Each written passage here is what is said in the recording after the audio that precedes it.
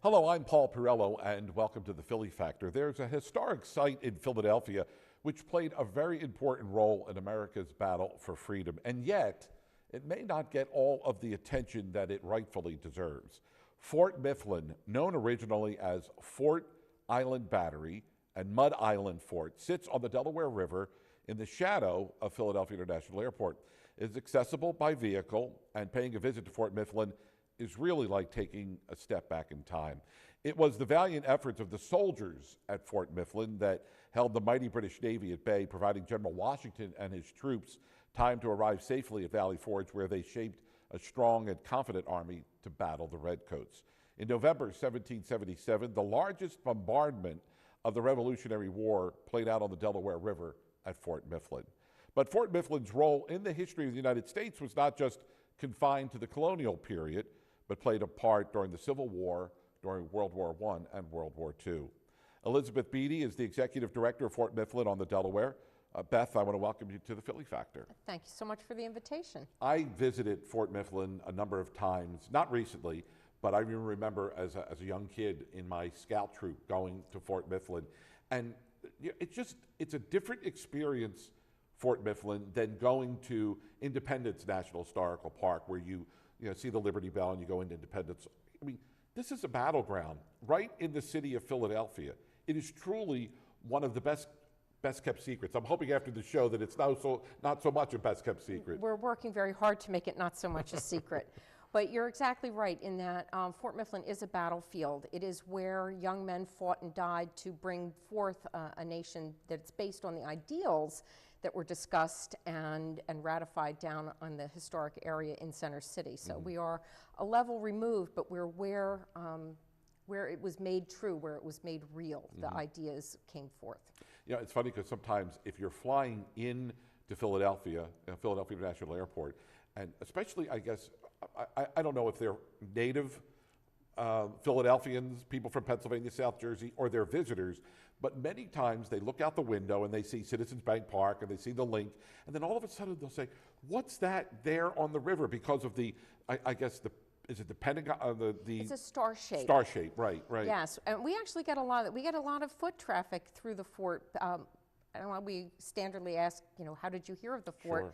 A lot of folks say, I flew over it, and then they get off, they look on their smartphone, and they realize, oh, right next door is a Revolutionary War era historic site, and they come through to see what it is that they flew over. Now, if the FAA would allow the pilots to say, if you look out your window, who knows how many visitors we could get. Well, if it's any consolation, having recently flown out to Las Vegas over the Grand Canyon, the pilot didn't even tell us to look out the window and you might see the Grand Canyon. So I don't know, that might be a little bit of consolation for you. Well, if you're on the plane, you really want the pilot paying attention to the landing. You're absolutely right. I totally understand, but we do make a joke out of it. For sure. There's so much going on at Fort Mifflin, and part of the mission is to educate and inform people about the vital role that Fort Mifflin played in the Revolutionary War. But one thing that I found in doing my research for this program is that it also played a vital role during the Civil War, as well as World War I and World War II. I was not aware of that. The fort is, the thing that I think is so exciting about our mission is that it doesn't call for a snapshot, it's a story. And the story unfolds over the 18th, 19th, and 20th centuries. We have a lot of different perspectives, a lot of different things that were happening at the fort over the centuries. The fort was completely destroyed by the British during the greatest bombardment of the Revolutionary War, but was reconstructed not as a historic site, but as a useful military installation in the late 18th century. It was fully garrisoned for the War of 1812. It was a federal prison during the Civil War and a naval munitions depot during World War I and World War II. So it served all of these different purposes, and I think the most striking thing about the fort story is that it really is a case study in perseverance. The fort found a way to answer the call to duty under many different circumstances and at many different times, under different political circumstances, and it fulfilled the military needs and whatever was asked. And I think that is a character study lesson that we can all learn from today. Yeah, absolutely, because even in this day and age, when you look back, even in contemporary times, I mean, eventually the federal government decommissioned Fort Mifflin, and then it was ultimately turned over to the city of Philadelphia, and then it was given to a nonprofit that runs Fort Mifflin even to this day. Well, the city actually still owns the property, but the nonprofit organization is in charge of all the restoration and the operation. So it is sort of a public-private marriage, as many of the historic sites in the city are. I think a lot of folks don't realize how many historic assets the city of Philadelphia really has in their inventory. So it is an interesting, public-private marriage, and we're really interested in telling that story. And I think another interesting thing about the fort is that it's an authentic atmosphere. You walk back inside the fort walls, people have an emotional response to it. It hasn't been overly sanitized. Now, there are aspects of restoration which we can do much better, which we hope to do as we improve our funding. But the people look around and you can still sense that hardship. You sense that struggle. And because the buildings were all constructed to serve a particular purpose at a particular point in time, you get a little bit of a lesson in the change in architecture and military history as you tour the fort. When we talked about, I talked about in the beginning of the program that it was the largest bombardment on the Delaware River during the Revolutionary War, and you said that soldiers lost their lives there. Is there a burial ground there, or is that the soldiers that were killed, were they likely transported somewhere else to be buried, or is there a burial ground there? There is not an official burial ground at the fort as we know it today. Are some soldiers' remains buried there? Probably. Most of the casualties during the siege and bombardment were removed when the garrison evacuated. When people, first of all, when people find the fact that Fort Mifflin is really in the backyard of Philadelphia International Airport, you mentioned about some visitors that they go to their smartphone, they make a stop there to or from the airport. It is conveniently located right off of I-95, right off of Island Avenue, right? It is. In fact, it's coming southbound, you're right off exit 15, northbound is exit 13. Yeah. And give me an idea of the operating hours, because I want to get into some of the programs, because it's a real eclectic blend of programs that you offer, and it has something for everyone. So give me an idea of the hours of operation for Fort Mifflin. Our general public operating hours are from 10 to 4, Wednesdays through Sundays. This goes on from March 1st through the middle of December.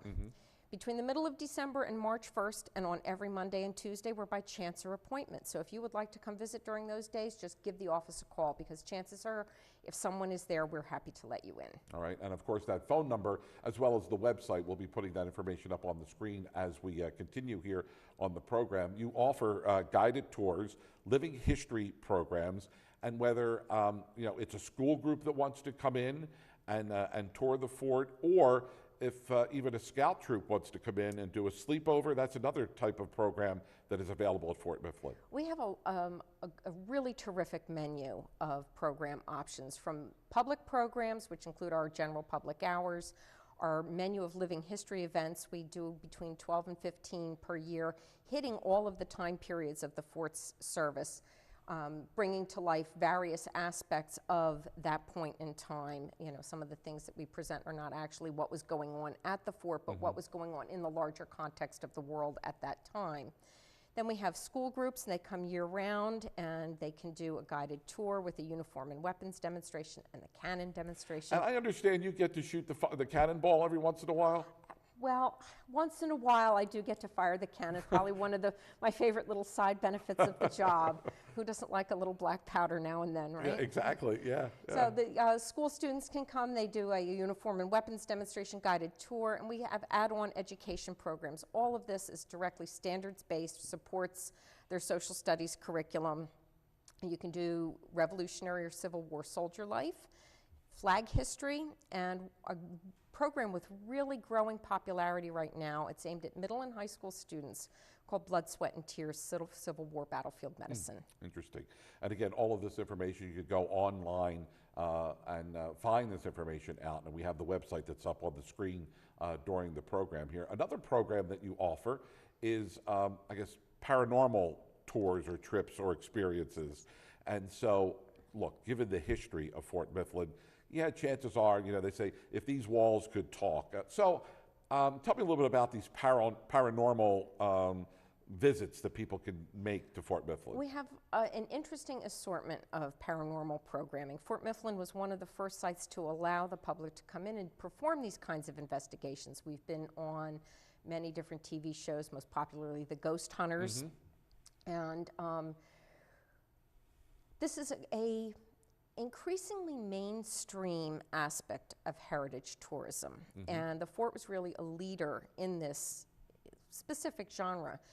And we have some public programs that the fort puts on, and we also allow experienced paranormal investigation groups to have their own experience overnight by renting the space. October, as you can imagine, we are very busy this month. And one of the things that we do that gets probably one of our largest single audiences is our candlelight ghost tours. And we started last weekend. We're coming up this Friday and Saturday. Start at 7. Last tour departs at 10. It's a 1-hour guided tour. The fort's lit by candles and torches, and you're in the company of a uniformed or period attired guide. And we tell only true stories. And this is not one of these big Halloween fright fests where they truck in decorations, and we just have real ghosts. So we have used our ghost stories as another lens through which to view the fort's history. We only share stories that meet certain criteria. We have to have heard the story either from a staff person working there or a visitor who has no benefit in sharing the story with us. And we have to hear that story repeatedly, and then it has to make sense through our documented history. So if someone says, oh, they saw a monster come out of the moat, that is not something we're ever going to repeat. But when 3 or 4 groups come in and say, I had an experience with a Revolutionary War soldier in the Powder magazine, then we really start to pay attention. That's fascinating because I mean, this is a whole other area, especially here in Philadelphia, whole other area of tourism. I think a lot of people have tapped into that, and and look, it brings people to the location, it brings people to Fort Mifflin, and whether you have an experience or not with this Revolutionary War soldier, it just adds to, I guess, the excitement, the intrigue of one of the best kept secrets in Philadelphia. It really does, and these ghost tours. It's not an investigation. You're not out in the fort looking for that sort of stuff to happen. But I can say in my years that I've been there, there are some people who do have experiences on those guided tours. We also do Paranormal Fridays and Sleep with the Ghosts, and those are actual investigations where we invite the public to come in. We educate them about the fort history, tell them our ghost stories that are most familiar, and then we always have an experienced paranormal group as helping us host it. And they bring all their gear and technology, so you learn about the techniques and the technology involved in this type of investigation. And then the public is invited to go out and try it themselves. It's sort of the gateway to a potential hobby for a lot of people. All right, so not tipping your hand here, Beth, as to whether or not you have seen a ghost or not, but come on, you are the executive director, you are the boss, you're in charge there. Have you, while you're sitting in your office, think you've seen something that may or may not be there? I have never seen anything, but I have been there when other people have captured photographs. I have had a couple of experiences where I've heard things or felt something that I can't explain any other way. So it's not just a drafty window in your office. No, it's usually a sense of, for instance, if you ever walk into like your grandma's attic or something, and the hair on the back of your neck starts to stand up, that's basically your body responding to an energy your mind isn't processing. And I can tell you that there have been a few times when I've walked throughout the fort that I have had unusual physical sensations. Is it a dark and creepy place sometimes? Yeah, but when you have one of these experiences, you know that it's something that you're unfamiliar with. Yeah. Much of the history of Fort Mifflin, has it been documented either in book form? I mean, you talked about the paranormal investigators that come, and so we see these shows on television. But the history, the men who served there, maybe some notable, maybe some not so notable people that were at Fort Mifflin. I mean, where could we go and find who may have served there, who may have fought there, who may have been interred there. I mean, how do we know? Where do we find this? Well, there's actually a great book. It's out of print right now, but we do have it in our gift shop, Fort Mifflin of Philadelphia, an illustrated history. And that's sort of our go-to references. It's got a lot of photographs over the years. It's got some reproductions of maps, and it tells not only the story of the fort through the Revolutionary War, but also its discussion of its military uses until decommissioning, as well as a lot of the story of its restoration, which is interesting in and of itself. So that's really the most comprehensive book, and it's still available on eBay, or like I said, you can come to our gift shop. When we talk about the restoration of Fort Mifflin, and as you said, it was all destroyed. When the British moved into to Philadelphia. So when you start this restoration work, it's got to be a tedious task that not you personally are getting out there with the hammer and nails and digging through the dirt, but you have a team of people that are working on that restoration. Anything that comes to mind, that one day they may be excavating a part of the fort and they find something that is that aha moment that maybe no one knew ever existed, and for whatever reason it's unearthed? We've had it. About 2006, our caretaker, Wayne Irby, was cutting the grass and his foot fell into a soft area of the ground. Being a curious guy, he started digging because it was unusual, given the fort's on terra firma, and he realized, wow, that looks like a step. And you look back on a lot of the old maps, and the area where he was is adjacent to our torpedo magazine. A magazine is where you'd store things, so it's a mound. It's got earth and insulation around it. And sure enough, it's excavated, and we believe it is the original powder magazine that dates to the British construction. Wow. It's a different configuration than the rest of the magazines, which were American construction post-siege. Very small and confined space. As arms developed, you needed increasingly large amounts of black powder, so you needed a larger and larger place to store it. And it turned out that it also served as solitary confinement during the fort's term as a Civil War prison. Well, how do we know that? Because some of the prisoners signed their names on the wall. How about that? Interesting.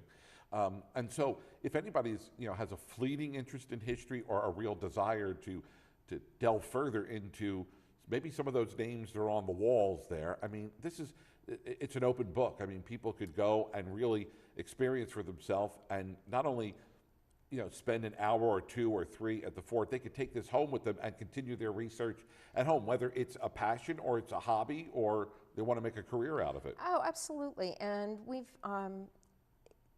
there's always more to learn at any historic site. People tell the story as though that's the definitive answer on what happened at a point in time.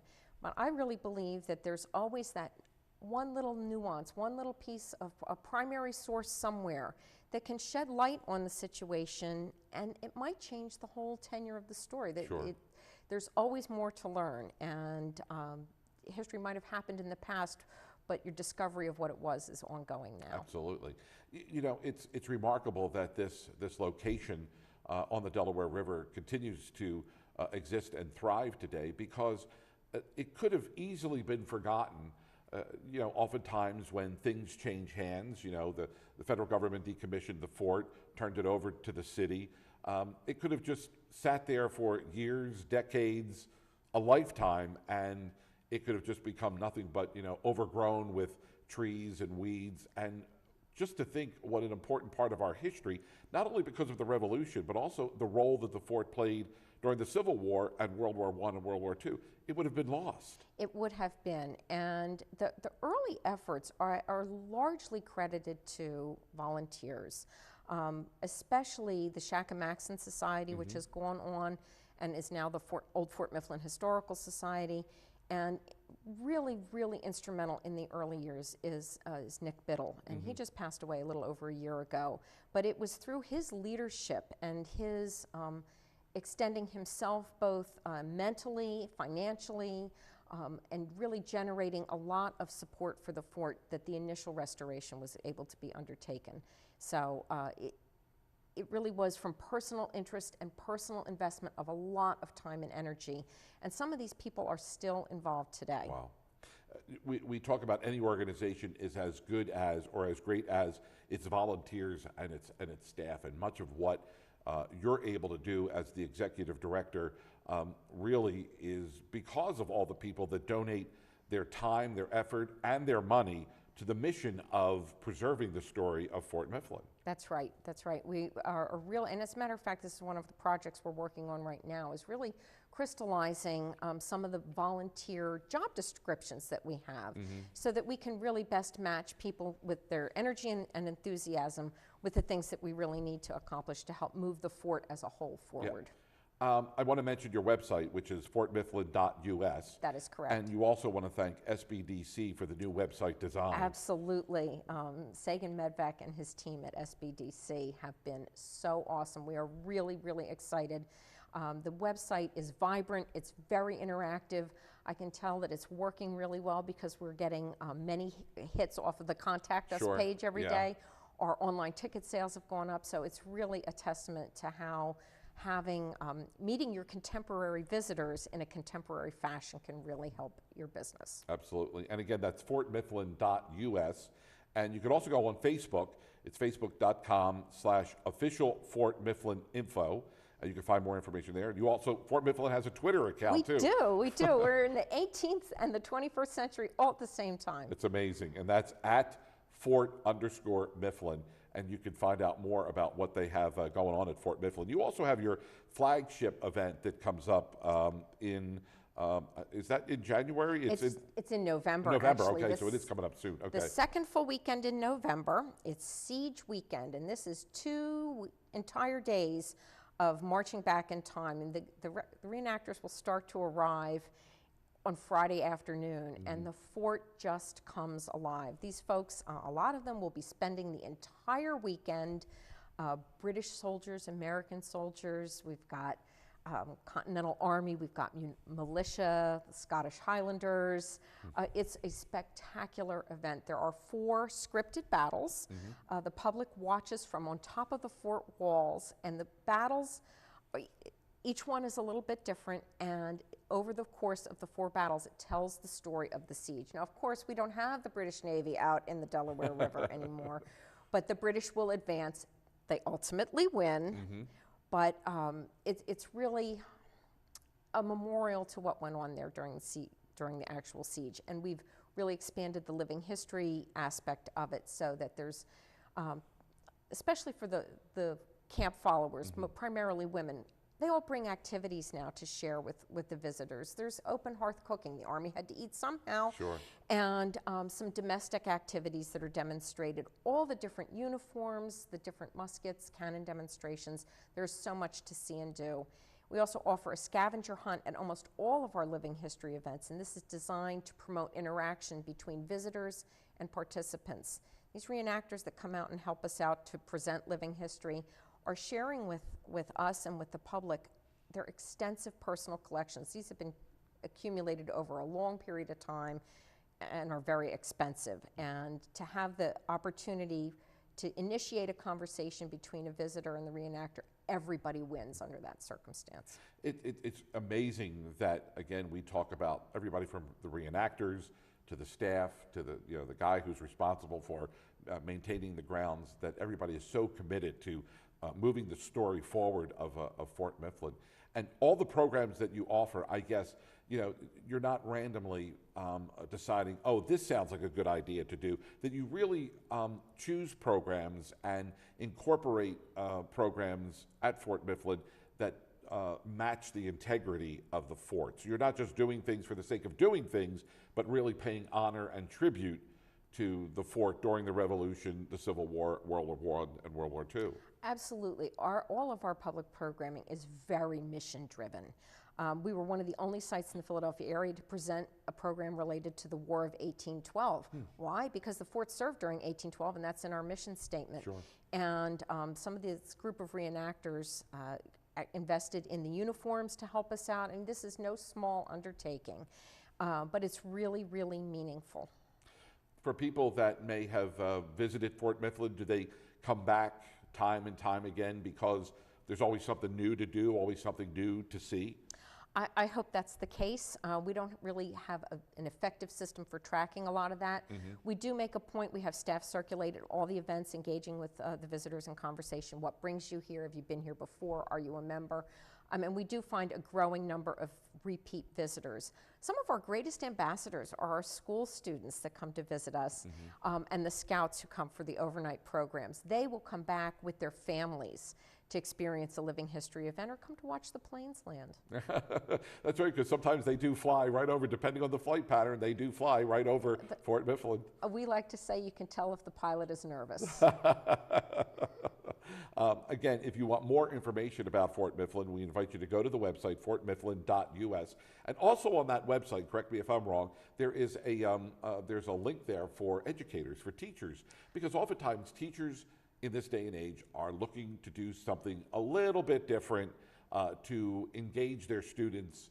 And whether, let's say it's colonial history, you know, that trip to Independence Hall or the Liberty Bell is fantastic, but this might give them a better idea of what could be offered at Fort Mifflin to incorporate into the curriculum of their class. There's a website link on there for our education programs.